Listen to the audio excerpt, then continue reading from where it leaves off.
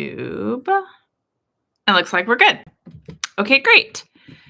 Hello, hello. Happy Friday. Happy fall, almost Halloween.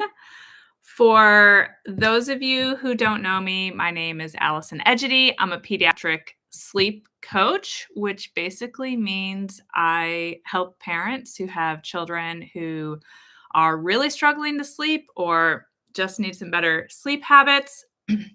So my focus is on kind of kids 0 to 17. And I started Sleep and Wellness Coach back in 2016, which is wild. We're getting close to my 10-year mark. And every year since I started Sleep and Wellness Coach, I have offered a free monthly Q&A. I call it nap chat because it generally happens around nap time. And the way that it works, or I should say the way it typically works, is that there's a post that goes up on Instagram the day before inviting people to submit questions in advance. I had a little glitch and it did not go up yesterday. It went up this morning. So people did not really get a chance to submit questions in advance. So if you are here live and you have a question about your children's sleep, either on Instagram or on YouTube, you can put it in the comments and I'm happy to take any live questions that people have. But I thought I would start by touching on two themes that I've seen this week with my consultations. And the first one is around the fall time change, which is coming up right after Halloween. And it always has parents stressed out, and somewhat justifiably so, in the sense that when that time change happens, let me look it up. Is it November 1st? I think we're just about 3 weeks away. Technically, it happens on November 2nd. So it happens overnight between the 1st and the 2nd. If you have a child who typically wakes up at, let's say, 6 a.m., they will be awake at the new 5 a.m. And parents get really stressed about this because no one wants their child waking an hour earlier. So I wanted to let you guys know that I have a very simple approach for the fall time change. And the biggest thing I want to share today is that I don't want you tinkering with your child's sleep schedule leading up to the time change. So I know there's a lot of that advice online. And if it has historically worked for you and you want to stick with it, that's great.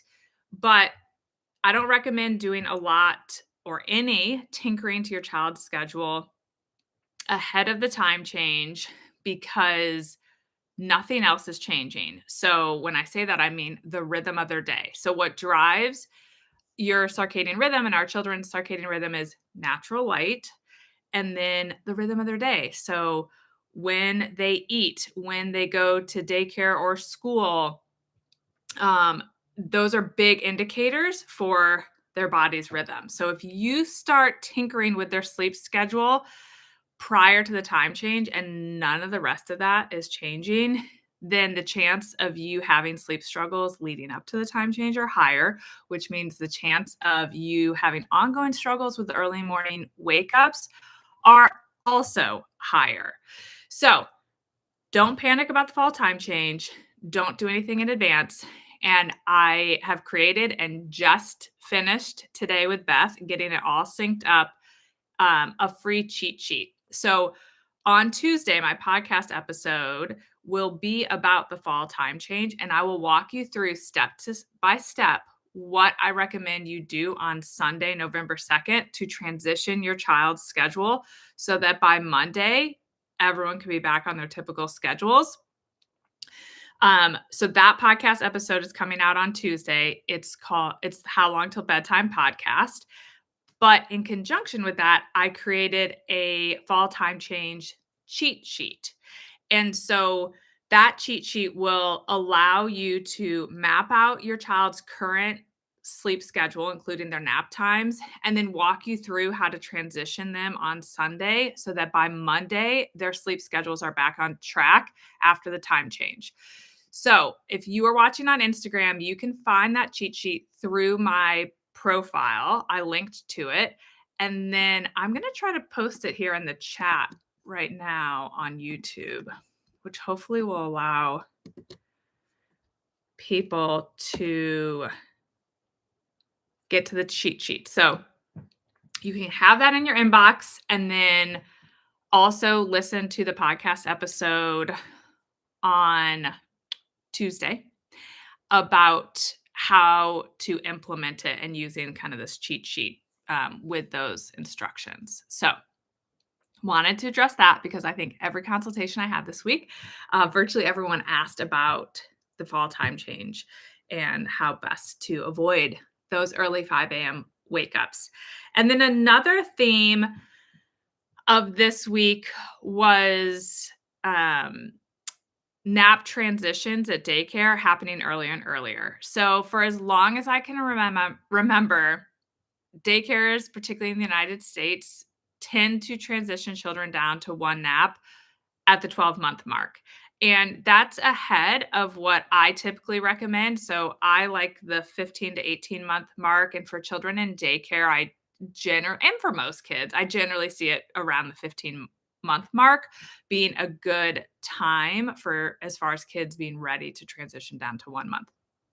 I will say over the last year, I've noticed this transition happening even earlier, and it's often now happening even closer to 11 months. And we have a client that's daycare has transitioned their 11-month-old down to one nap just this week, and another client preparing for a transition at 12 months. And so I did an Instagram reel on this yesterday, and I also posted it on YouTube this morning around navigating that scenario. So if your child's daycare's, their practice is to transition kids down to one nap or closer to 12 months or even earlier, my biggest tip for you is to keep 2 naps on the weekends. First of all, you can ask the daycare if they will keep 2 naps longer, but if they aren't able to accommodate that, keep 2 naps on the weekends so that your child can refill their sleep tank and go into Monday at the top of their game. And then also trying to put your little one down as early as you can during the week. 30 minutes earlier than normal can be incredibly helpful, because what happens with that extra early bedtime is that your child can make up for 30 to 60 minutes of their missed daytime sleep on the front end of their night sleep. So it's challenging for babies and young children to sleep in. And often when we're talking about daycare, we don't even really want them to sleep in because we have to get up and start our day. They likely wouldn't anyway. And so if we're trying to complete a 24-hour window of sleep, the best place to tack on some extra sleep is on the front end. I realize during the week that's not possible for a lot of people, depending what time you get home. But if you happen to get home early enough that it allows you to do an earlier bedtime as your child adjusts to being down on one nap at daycare, I would highly, highly recommend doing an extra early bedtime. Okay, let me just double check. I don't think we've had any live questions here, but let me refresh the page to make sure I haven't missed any. And again, if you're just hopping on live and you want to submit a question, you can go ahead and do that in the comments, but I don't think we have any live questions so far today. So let me fill you guys in on when my next sleep Q&A will take place. And it is going to be on November 14th. So I am going to make sure, I'm going to put a reminder this time to make sure that the post goes up the day in advance. So you can mark your calendar. It's going to be November 14th. Keep an eye out on November 13th for a post inviting you to submit a question in advance, or just put 12 p.m. Eastern on Friday the 14th on your calendar so you can join me live if you want to ask a question live. And in the meantime, be sure to check out the podcast on Tuesday, How Long Till Bedtime, to get my go-to advice on navigating the fall time change, and grab my fall time change cheat sheet, which you can find in the link in my bio for Instagram or in the chat for the YouTube live, and it will walk you through. So don't panic about the fall time change. And I hope you all have a fantastic Halloween with your little ones. And I guess one last thing I'll share as we think about Halloween.